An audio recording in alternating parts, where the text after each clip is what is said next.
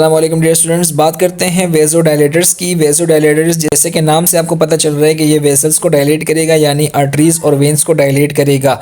बात करते हैं वीनस डायलेटर्स की, जो कि वेन्स को डायलेट करता है। अब देखें, बॉडी से जितना भी ब्लड होता है वो हार्ट के अंदर जाता है थ्रू वेन्स। अब जब वेन्स डायलेट हो जाती हैं तो ब्लड का जो वॉल्यूम है जो हार्ट की तरफ जा रहा है वो कम हो जाएगा। ठीक है, कम इसलिए होगा क्योंकि वेन्स जो है वो डायलेट कर गई हैं, जो प्रेशर है वो डिक्रीज़ हो गया है। तो प्रेशर डिक्रीज़ होने की वजह से ब्लड के अंदर जितना वॉल्यूम जाएगा वो कम होगा। अब जितना वॉल्यूम जाएगा हार्ट जो है उसी हिसाब से रिलैक्स और कॉन्ट्रैक्ट करेगा। जितना कम वॉल्यूम जाएगा हार्ट को उतना ही कम एक्सपेंड होना पड़ेगा। ठीक है, तो जो ये एक्सपेंशन हो रही है इसको हम कहते हैं प्री लोड। तो यहाँ पर जो लिखा हुआ है which reduces preload on the heart, तो इसका मतलब यही है कि जितना कम वॉल्यूम ब्लड के वेंट्रिकल्स के अंदर जा रहा है तो वेंट्रिकल्स को उतना ही कम एक्सपेंड होना पड़ेगा। सही है। अच्छा, अब जितना कम ये एक्सपेंड होगा तो उतना कम कार्डियक आउटपुट होगा, उतना कम उसको काम करना पड़ेगा हार्ट को। तो ये जो वीनस वेज़ोडायलेटर्स हैं ये हमारे पास एंजाइना के अंदर बहुत इंपॉर्टेंट काम करते हैं। एंजाइना के अंदर हार्ट का फंक्शन होता है उसको कम करना होता है ताकि वो कम से कम काम करे। ठीक है, तो हमने वेनस डायलेटर्स देने हैं ताकि जो ब्लड का वॉल्यूम है जो वेन्स के थ्रू आ रहा है हार्ट के अंदर वो कम हो।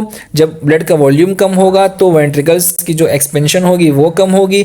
जब वेंट्रिकल्स की एक्सपेंशन कम होगी तो हार्ट को काम करना कम पड़ेगा, तो इसलिए जो एंजाइना का पेन होगा वो रिलीज हो जाएगा।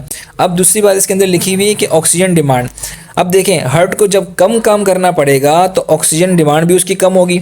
जब ज़्यादा काम करना पड़ेगा ऑक्सीजन डिमांड उसकी ज़्यादा होगी। ठीक है, और अल्टीमेटली वेंट्रिकुलर्स की जो वॉल होती हैं उनके ऊपर जो स्ट्रेस होता है वो कम हो जाएगा वीनस डायलेटर्स की मदद से। अच्छा, अब आर्टीरियल डायलेटर्स के अंदर क्या होता है?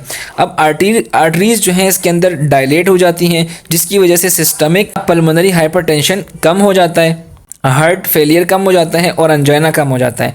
सिस्टमिक का मतलब ये कि जब हार्ट पंप कर रहा होता है तो वो दो काम कर रहा होता है, एक सिस्टम को प्रोवाइड कर रहा होता है ब्लड और दूसरा पल्मोनरी यानी कि लंग्स को प्रोवाइड कर रहा होता है। सिस्टमिक की तो हाइपरटेंशन होती ही होती है, लंग्स की तरफ भी जो ब्लड जा रहा होता है वो भी प्रेशर से जा रहा होता है, तो उस प्रेशर को भी ये कम कर देता है। साथ साथ हार्ट फेलियर और एंजाइना के अंदर भी सेम यही काम हो रहा होता है। अब यहाँ पर जो दूसरी इंपॉर्टेंट बात ये है आफ्टर लोड।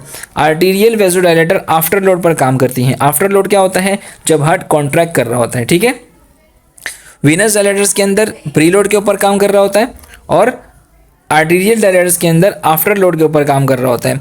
क्लिनिकल यूज़ की बात करें तो हाइपरटेंशन के अंदर आप दे सकते हैं, हार्ट फेलियर के अंदर दे सकते हैं और पल्मोनरी हाइपरटेंशन के अंदर आप दे सकते हैं। एग्जांपल्स क्या है इनकी? हाइड्रोलिसिन, एप्रिसोलिन और मिथाइल डोपा एल्डोमेट के नाम से आती है। ये एग्जांपल के आपको रट्टे लगाने हैं। नर्सिंग केयर के अंदर वही जो हमने पिछली बात करी कि आपने वाइटल साइंस मॉनिटर करने हैं, प्रेस्क्राइब ड्रग्स देनी है पेशेंट के एडवर्स रिएक्शन चेक करना है, पेशेंट को बताना है कि भाई आपने स्लो उठना बैठना है, ऑर्थोस्टैटिक हाइपोटेंशन ना हो जाए आपको। कॉन्ट्राइंडिकेशन की बात करें तो ये उन पेशेंट को नहीं देंगे जिनको हाइपर सेंसिटिविटी है या पहले से ही वो हाइपोटेंशन के अंदर जा रहे हैं, जिनका ब्लड प्रेशर कम रहता है उनके अंदर आप नहीं देंगे।